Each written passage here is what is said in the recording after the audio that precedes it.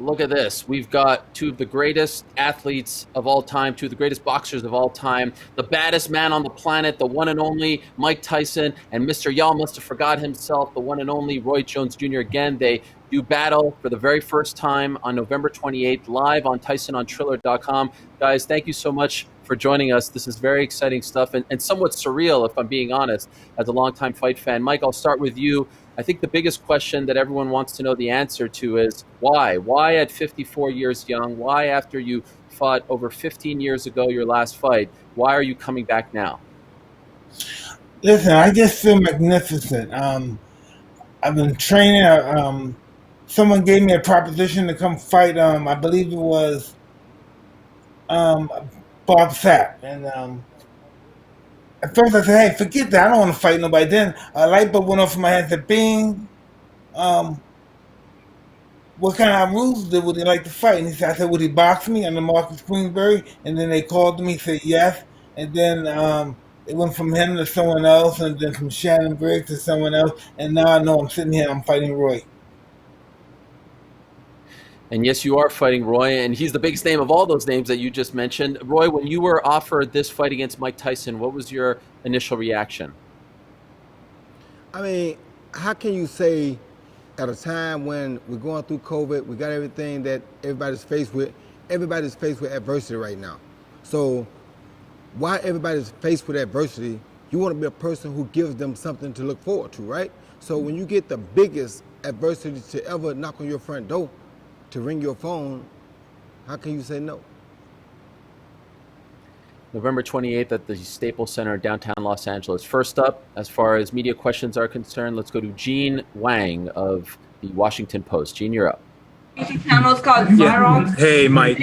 So I wanted to ask you about your last fight, which was in Washington. Make sure to subscribe to my YouTube channel, man. It's called Viral. What do you recall from that night? Man. Not so much the fight itself, but kind of the aftermath of that fight. As you're leaving the ring, kind of what was going through your mind at that point, and your future.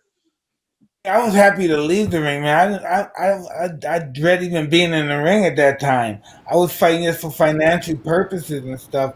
I was on a whole different. I was on drugs back then. I was a whole different person back then. You know, I have the desire to do this now and the will to do this now. And that guy that was in Washington D.C., he was just a ghost of me. I'm just ready to do this stuff, and I'm feeling really great. And I don't want to. I want the world to see how great I look.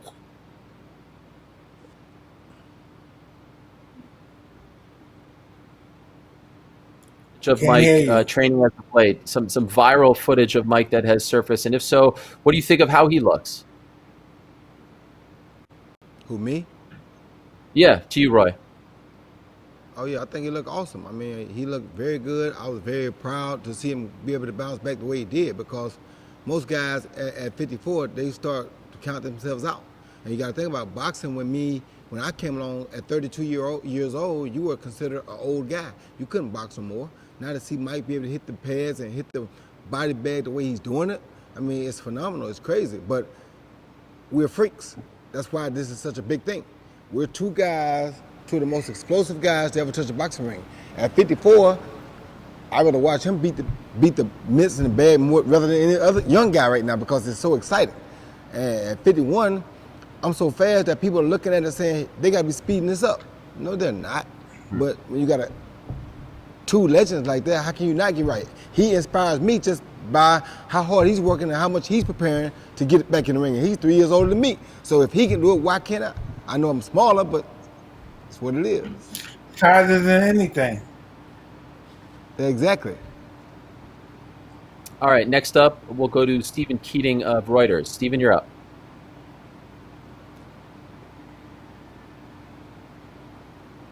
Stephen, are you there? Stephen, you have to unmute. Yes, I'm here. Okay, go ahead, Stephen. Hey, Roy, how you doing? I'm doing fine. How are you? I'm good. I just wanted to ask, how did you, knowing that you're going against Mike Tyson, knowing what's at stake, knowing that you're fighting 8 rounds with the 12-ounce gloves, do you still prepare with that same intensity that you did back in the day? Do you still train with that same intensity that you did back in the day? Honestly, you have to be a fool not to. You go in the ring with one of the most dangerous men to ever grace the boxing ring.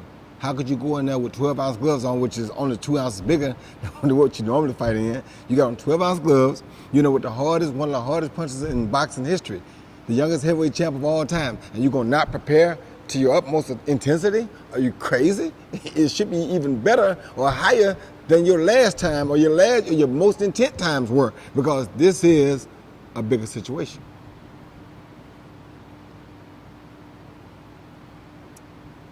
All right, Stephen, thank you very much for the question. Let's go to my good friend Andres Ferrari of ESPN. Andres, you're up. Thanks, Ariel. For both of you guys, how do you train for this fight compared to what's the biggest difference for training for this fight than when you were actively fighting in the sport? And are you doing any sparring before you go in the ring? I'll be first.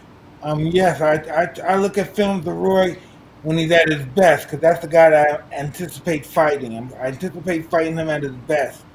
And I'm in the best of shape. And yes, I boxed up to 7 rounds so far. And it keeps improving. And I'm boxing younger guys and hungry guys. And they're ensuring me that from the looks of things, I'm doing very well. So I'm looking really forward to this. And this is going to be something I look at this, we're going to also do this from a charity perspective. So many people are going to benefit from this fight besides the fighters.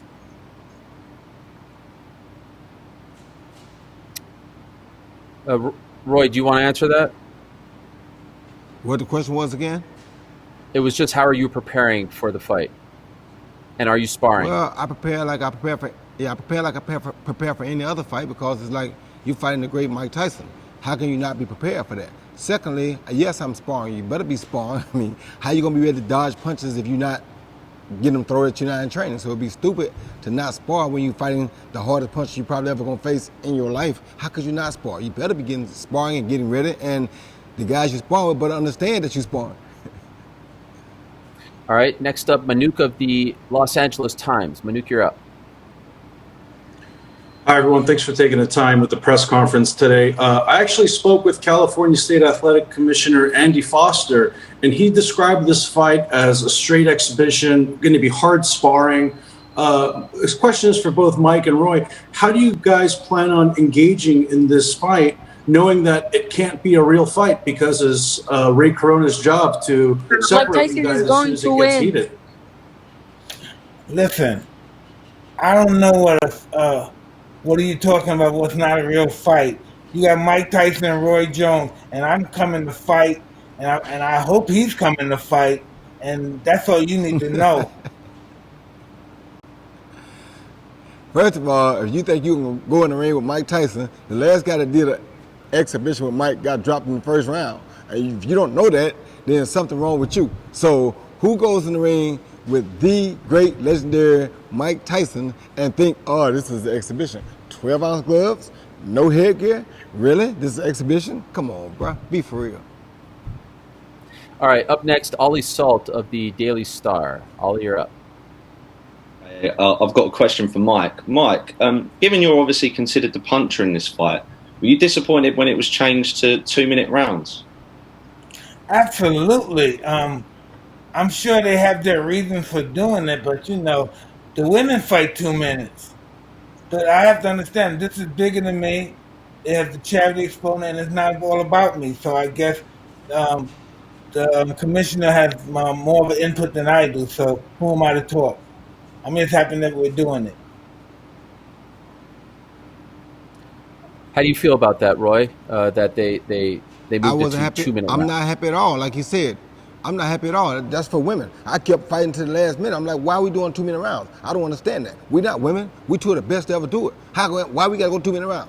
I mean, why? If we can't. If something gonna happen, it's gonna happen anyway. 2 minutes, 3 minutes, 5 minutes. It don't really matter. So for us, what difference does it make? Why cut it to 2 minutes? 2 minutes doesn't do anything for him nor me, to be honest with you. It cheats the fans out of it, because that's their excitement. That gives us a little more time to get a little bit more fatigue, to set up a little bit better shot than we probably could set up in 2 minutes. So to me, it was all advantageous for everybody to keep it 3 minutes. But like you said, it's supposed to be a exhibition. charity event. Okay. All right, up next, the legend, Kevin Aioli of Yahoo Sports. Kevin, you're up. Thank you, Ariel. Question for Mike. Mike, how long has it been since you last felt as good as you do right now? And do you feel like you have to make any concessions to your... Mike Tyson's going to win. Hey, listen, I don't know. The last time I was 215 pounds, I believe I was, 18 or 17 years old. So I'm really happy with everything that I've been doing. And it's just total confidence and self-affirmation. And man, it's just amazing. I'm just ready to do this stuff.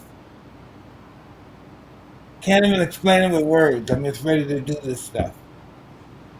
Mike, I know you say that, when you get ready for a fight, you go to a different place, a different person starts to come out. Do you feel like that person is starting to come out again? Absolutely. I can't even stay with my, the next 30 days, it'll be impossible for me to stay with my family. There's no way for them to live with me. They'll kick me out the house.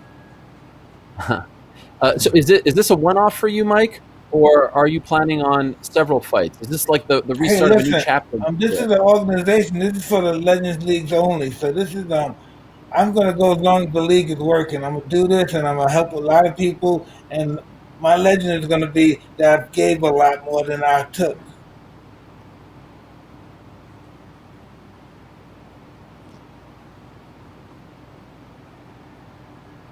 Sorry about that. Roy, what about you? Is this a one and done, or do you plan on continuing to go after this fight? I mean, for me, I used to judge about how I feel that night. I really wasn't planning on going anymore. I thought I was done. But when you get a call from Mike Tyson's team say, hey, Mike want to fight you, that's bucket list material. You feel me? I mean, you can't turn. That's something that everywhere I go in life, the first thing a young kid would ask me, hey, have you ever fought Mike Tyson? And I don't know why they used to always ask me that, but they always, their kids' first question is, have you ever fought Mike Tyson? Now I don't have to say no more. I'm so glad to get this opportunity because now I can say, yes, I did. I sure did. And that will happen. And guess what? Tune in 28, you'll see how it go. Yes, it's November 28th at the Staples Center. Okay, Kelsey MacDonald of Heavy and Bleacher Report, you're up. Thanks, Helwani. Mike and Roy, this is actually for both of you guys. Floyd Mayweather had an epic rant about there's too many sanctioning belts, too many sanctioning bodies involved in boxing. So I'm wondering why you two guys, two of the biggest stars in the sport, are involving the WBC in this, and so like why involve them at all, or any of the alphabet organizations? Why is that important? First of all, I don't give a damn what nobody say. It ain't got to do with me. I don't give a damn what none of them say. I do what I do. My business is my business. I don't care what he and nobody else say. This ain't got nothing to do with him. So he can stay over there in his lane, do what he do. Let me do what I do. Secondly, when I was fighting, I wasn't like them. I wouldn't have got every belt possible that I could get in my weight class at the time. And Mike did the same thing. We come from the old school. It wasn't no talk about we'll take this. No. We want every belt you got. I don't care what kind of belt it is. It can be the Joe Patty Seafood belt. I want that. I don't care what it was. If you had a belt in my weight class, in my prime, I wanted that. So right now, you think you want to see me perform, if you put a belt on the line, I'm sorry, but it's like drugs. I just can't say no. You offer me a title, you got me, baby. We got to do it now. So it don't mean nothing to people like him, maybe, but it meant the world to me. And he said it all. It's like drugs. All right, next up, Steven Jorgensen of Sport Build. Steven, you're up. Yeah, thank you very much. This one's for Mike. I wanted to ask you, you were known in the past as the baddest man on the planet, the world's most dangerous man. What is Mike Tyson like right now? Are you approaching that old self, that old Mike Tyson from the past? Well, no. Mike Tyson is preparing to meet God eventually. But before he do, he has things that he wants to accomplish. And this exhibition is one of them.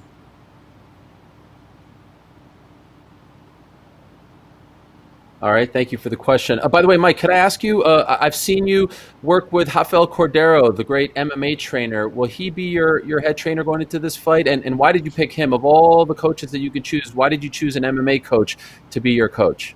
Well, we choose him with my head coach, Billy White, but he's a great trainer. And I'm so happy to have him in my corner. The energy that he possesses, it's such a winning idea to have him. Because he's all about winning. He's a great man. I love him so dearly. I have a great team of like family members energy. It's a family energy. We ready to go to war. All right, next up, Aid of BBC. Aid, you're up. Hi, Mike. When you walked away from boxing 15 years ago, you said it was because physically you couldn't perform at the level that you wanted anymore. How physical have your sparring sessions been, and what gives you the confidence that your body will respond the way you want it to respond on fight nights? Well, I'm the only boss. If you don't kick my ass, you're fired. So that's how the sparring's going. Everyone's doing their best, and if you're not doing your best to hit me, you have to go home. That's what sparring is. That's what fighting is all about. If I'm paying a guy to kick my ass, if he doesn't kick my ass, he has to go. He's fired. All right, up next, Neil Barker of the AP. Neil, you're up. Hello, gents. Nice to see you. Greetings from London. I just wondered, have the health implications of this fight crossed either of your minds? Obviously, there's lots of critics out there saying you guys shouldn't even be doing this. What precautions are you taking? How do you feel about it just weeks out now from this showdown? Me and Roy Jones superseded the physical test on all the programs they gave us. So what did that tell you?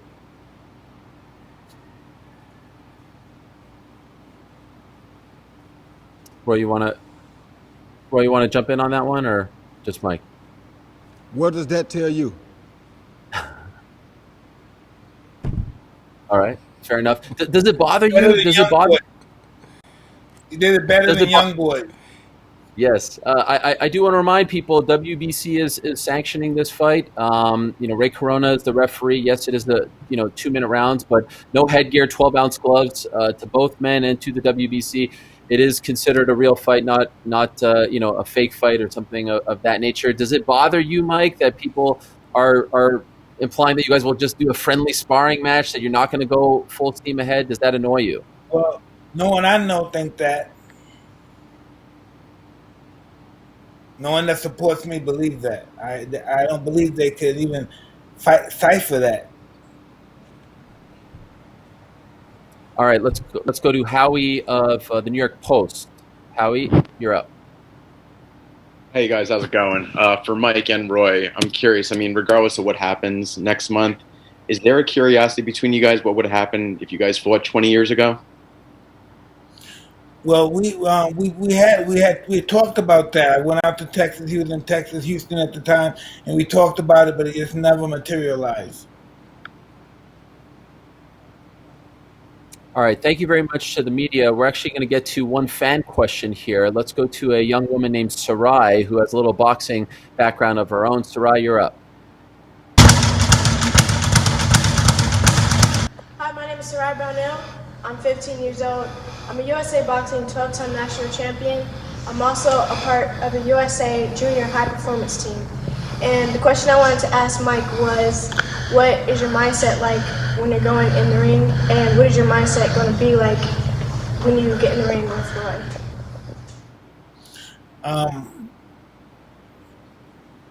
My mindset is totally bliss. This is something I've done all my life since I was 13 years old. I'm more evolved now than I've ever been. My objective is to go in there with the best intentions of my life to disable my opponent.